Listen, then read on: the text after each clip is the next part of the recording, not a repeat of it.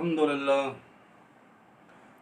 لله نحمده ونستعينه ونستغفره ونؤمن به ونتوكل عليه ونعوذ بالله من شرور أنفسنا ومن سيئات أعمالنا من يهده الله فلا مضل له ومن يضلله فلا هادي له ونشهد أن لا إله إلا الله وحده لا شريك له ونشهد أن محمدا عبده ورسوله أما بعد فأعوذ بالله من الشيطان الرجيم بسم الله الرحمن الرحيم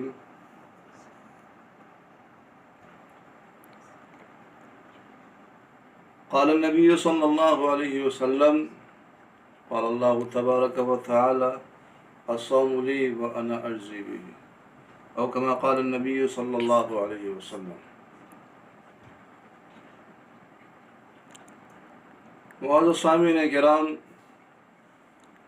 اللہ تبارک و تعالیٰ کا لاکھ لاکھ شکر ہے کہ حسب سابق جس طرح ہم نے رمضان المبارک کی برکتوں کو سمیٹا اور رمضان کے فوائد سے مستفید ہوئے، اللہ تبارک و تعالیٰ نے ایک بار پھر ہمیں رمضان المبارک تک پہنچایا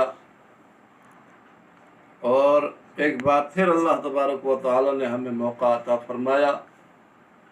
کہ ہم رمضان المبارک کے فوائد سے مستفید ہو سکیں۔ رمضان المبارک کی بہت سی فضیلتیں ہیں، ان فضائل میں سب سے بڑی فضیلت یہ ہے کہ اللہ تبارک و تعالی نے اس ماہ مبارک میں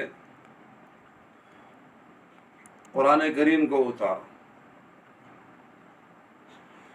اور اس حوالے سے اگر غور کیا جائے تو رمضان المبارک اور قرآن کریم کا آپس میں بڑا گہرا تعلق بنتا ہے، اور اس کی صورت یہ سامنے آتی ہے کہ صبح سے لے کر شام تک انسان روزہ رکھتا ہے، کھانے پینے سے اپنے آپ کو روکے رکھتا ہے، اور پھر رات کو قرآن پاک کی تلاوت کرنا یا سننا وہ تراویح کی نماز میں شروع کر دیتا ہے۔ تو بڑا گہرا تعلق ہے رمضان کا اور قرآن کا۔ دوسری فضیلت یہ ہے کہ اللہ تبارک و تعالی اس رمضان المبارک کے مہینے میں جنت کے دروازوں کو کھول دیتے ہیں، فرشتوں کو حکم ہوتا ہے کہ جنت کے دروازے کھول دو اور جہنم کے دروازے بند کر دو، تو جہنم کے دروازے بند کر دیے جاتے ہیں۔ بڑا خوش قسمت ہے وہ شخص جس کا انتقال رمضان المبارک کے مہینے میں ہو جائے۔ اور اس میں اللہ تبارک و تعالی حکم دیتے ہیں کہ سرکش شیاطین جتنے بھی ان کو قید کر دیا جائے، تو سرکش شیاطین کو قید کر دیا جاتا ہے۔ اور غیر رمضان میں جس طرح آ کر وہ دلوں میں وسوسے ڈالتے تھے اور انسان کو گناہ کی طرف بہت جلدی راغب کر دیتے تھے، وہ سلسلہ رمضان المبارک میں منقطع ہو جاتا ہے، ختم ہو جاتا ہے۔ ایک فضیلت یہ ہے کہ اللہ تبارک و تعالی نے اس مہینے میں روزوں کو فرض فرما دیا، فرض روزوں کو اس کے ساتھ جوڑ دیا، اور حضور صلی اللہ علیہ وسلم نے ارشاد فرمایا کہ جس نے ایمان کی حالت میں اور ثواب کی امید سے اس مہینے میں روزے رکھے تو اس کے گزشتہ ماضی کے تمام گناہ اللہ تبارک و تعالی معاف فرما دیتے ہیں۔ کتنی بڑی فضیلت کی بات ہے کہ انسان ریاضتیں اور مشقتیں اسی لیے برداشت کرتا ہے کہ وہ موت کے بعد اللہ تبارک و تعالی کو اپنا منہ دکھا سکے، گناہوں سے پاک ہو۔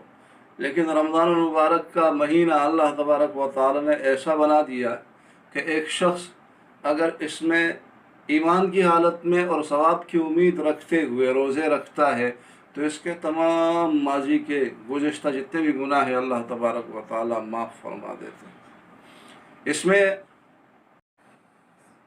اس مہینے میں اللہ تبارک و تعالی نیکی کے اجر کو کئی گنا بڑھا کر عطا فرماتے ہیں، یہاں تک کہ اگر کوئی شخص رمضان المبارک کے مہینے میں عمرہ ادا کرتا ہے تو اللہ تبارک و تعالی اس کو حج کا ثواب عطا فرماتے ہیں۔ اندازہ لگائیں کہ کتنا اللہ تبارک و تعالی اس مہینے میں نیکیوں کا اجر بڑھا کر عطا فرما دیتے ہیں، یہاں تک کہ ایک شخص اگر فرض نماز ادا کرتا ہے یا کوئی فریضہ ادا کرتا ہے تو اللہ تبارک و تعالی اس کو 70 فرائض کا ثواب عطا فرماتے ہیں۔ اگر کوئی نفلی عبادت ادا کرتا ہے تو اس کو فرض کے برابر لا کے اس کو ثواب عطا فرماتے ہیں۔ تو رمضان المبارک کا مہینہ یہ نیکیوں کے کمانے کا مہینہ ہے، اور اللہ تبارک و تعالیٰ کی طرف سے بہت بڑا تحفہ ہے۔ اللہ تبارک و تعالیٰ روزے دار کے اس عمل سے اتنا خوش ہوتے ہیں کہ فرمایا الصوم لی وانا اجزی بہ، روزہ میرا ہے، روزے دار نے، میرے بندے نے روزہ میرے لیے رکھا ہے اور اس کا اجر بھی میں ہی دوں گا۔ ایک روایت میں وانا اجزا بہ یعنی اس کو مجہول پڑھا گیا ہے کہ روزہ میرے لیے رکھا ہے میرے بندے نے اور بدلے میں دیا جاؤں گا۔ پروردگار خود فرما رہے ہیں کہ بدلہ میری ذات ہے، میں اپنے بندے کو دیا جاؤں گا بدلے میں۔ تو یہ اتنی بڑی فضیلت والا عمل ہے اور اللہ تبارک و تعالیٰ کو اتنا محبوب ہے، یہ سمجھیں کہ امت محمدیہ کے لیے ایک تحفہ ہے پروردگار کی طرف سے، لہذا روزے کے آداب کا خیال رکھا جائے اور اس کو ایک غنیمت موقع سمجھ کے اللہ تبارک و تعالیٰ کے حضور ایسی عبادت ادا کی جائے کہ ہمارے گزشتہ ماضی کے تمام گناہ اللہ تبارک و تعالیٰ معاف فرما دیں۔ اور جس طرح کے عتقاء الرحمن کہ رمضان کے مہینے میں دن اور رات میں اللہ تبارک و تعالیٰ ایسے مسلمانوں کو جہنم سے خلاصی عطا فرماتے ہیں کہ جن کے لیے جہنم واجب ہو چکی ہوتی ہے، تو ہم عتقاء الرحمن بن جائیں، اللہ تبارک و تعالیٰ میں جہنم سے آزادی مرحمت عطا فرمائے۔ تو اس کے آداب کا خیال رکھا جائے کہ صرف روزہ جو ہے وہ کھانے پینے اور جماع سے رکنے کا نام نہیں ہے، بلکہ غیبت سے بھی اپنے آپ کو بچائیں، دل کے گناہ سے اپنے آپ کو بچائیں، دل میں گناہ کا کوئی تصور نہ لے کر آئیں، آنکھوں کے گناہ سے اپنے آپ کو بچائیں اور کانوں کے گناہ سے، یہاں تک کہ ہر عضو کے متعلق جو گناہ ہے ان تمام گناہوں سے ہم اپنے آپ کو بچا کے کھانے پینے سے اپنے آپ کو روکیں اور جماع سے اپنے آپ کو روکیں، تو یقیناً یہ موقع ایسا ہوگا کہ ہم اس سے بھرپور فائدہ اٹھا سکیں گے۔ لیکن اگر ہم نے روزہ رکھ کر جو ہے آنکھوں کی حفاظت نہیں کی، ہم نے روزہ رکھ کر کانوں کی حفاظت نہیں کی، ہم نے اعضاء اور جوارح کی حفاظت نہیں کی، تو یہ برائے نام روزہ ہوگا، اس میں روزے والی روح نہیں ہوگی اس عمل میں۔ اللہ تبارک و تعالی ہم سب کو روزے کی فضائل اور روزے کی برکات کو سمیٹنے کی توفیق عطا فرمائے۔ وآخر دعوانا ان الحمد للہ رب العالمین۔